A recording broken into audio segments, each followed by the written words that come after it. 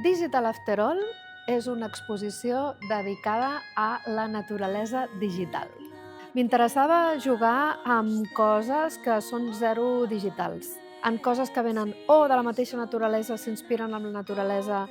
Tenim una pantalla, però el que veus a la pantalla no està generat digitalment, o una bona part no està generada digitalment.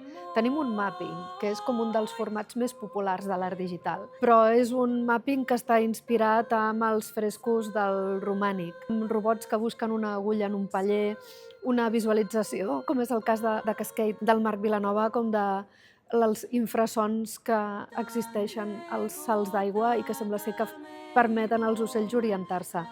És a dir, són peces que estan fetes amb ordinador. Diguem que el cor, l'ADN són zeros i uns perquè són digitals. És el nom de l'exposició, Digital After All. És com el capdavall digital.